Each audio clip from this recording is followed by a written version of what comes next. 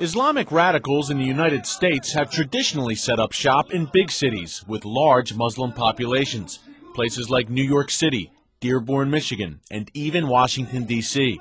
But one secretive group is doing just the opposite. They call themselves Muslims of America. They've established compounds throughout the rural United States. Members say they moved to the countryside to lead peaceful lives, free of Western decadence. But others say that doesn't tell the whole story.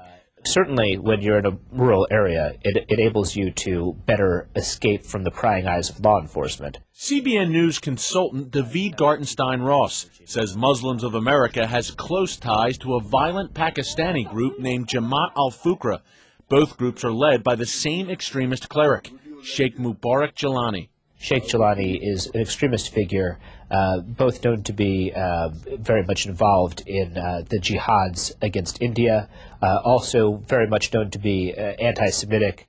Gilani's images and messages are all over the Muslims of America website. He founded the group during a visit to Brooklyn in 1980. Shoe bomber Richard Reed and Beltway sniper John Allen Muhammad are said to have been among his followers. Gilani encouraged his U.S. pupils, mostly African Americans, to move to rural areas and establish Muslim communes. The group now has dozens of these communes nationwide. Al-Fuqra has compounds from coast to coast. They have compounds in Virginia, 2 of them in New York State, in California, in Colorado, in Georgia. And what this indicates is that they're going to areas where land is plentiful, where you can get land for relatively cheap prices. CBN News visited the group's 45-acre site in Red House, Virginia, a town so small you can barely find it on a map. Red House, Virginia is as rural as it gets. There's no traffic lights, and the only signs of industry here are a pair of convenience stores. So when a street sign popped up named after a radical Pakistani sheikh, along with men and women dressed in traditional Islamic garb, locals took notice. About 100 people live in run-down trailers on the Red House compound. Members declined to speak to CBN News on camera. We're just trying to, well, what's this? Wait. It's okay. We tried to ask them about this sign in front of the compound. It's a symbol of the group's devotion to Sheikh Gilani. Gilani has been on U.S. intelligence agencies' radar for years. He's currently under investigation for possible ties to Al-Qaeda. American journalist Daniel Pearl was on his way to interview Gilani in 2002 when he was murdered.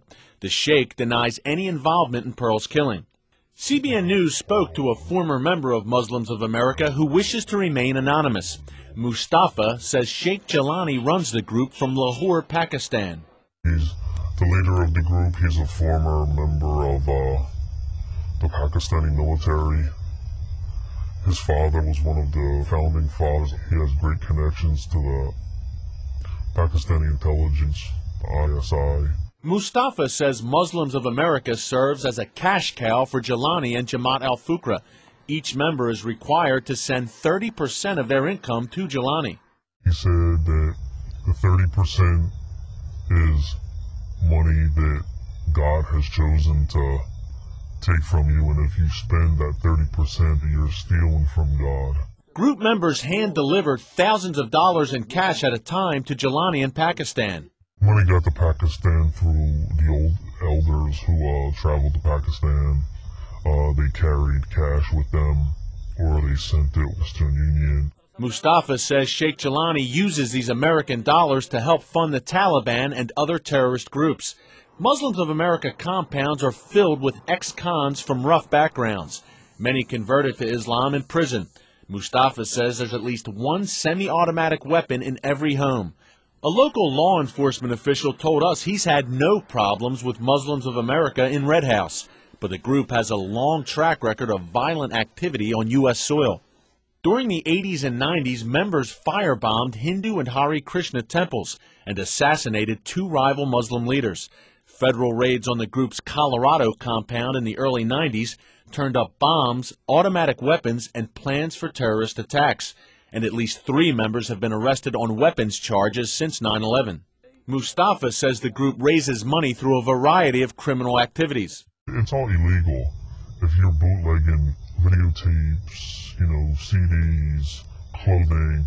In March, federal investigators broke up a multi-state counterfeit goods ring. Local residents tell CBN News that some of those arrested lived at the Red House compound. It's all counterfeit movies, not sanctioned by Paramount or MGM or things like that.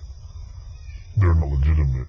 Law enforcement sources say they're keeping a close eye on Muslims of America compounds. One of the law enforcement officials that I spoke with was concerned that you could have a Waco-type situation. But this video on the group's website shows the former head of South Carolina's FBI branch speaking at a Muslims of America sponsored event in 2004. It's indeed my pleasure and an honor to be here today. As for Mustafa, he continues to fear for his safety, but he says he's speaking out because he considers Muslims of America a dangerous group.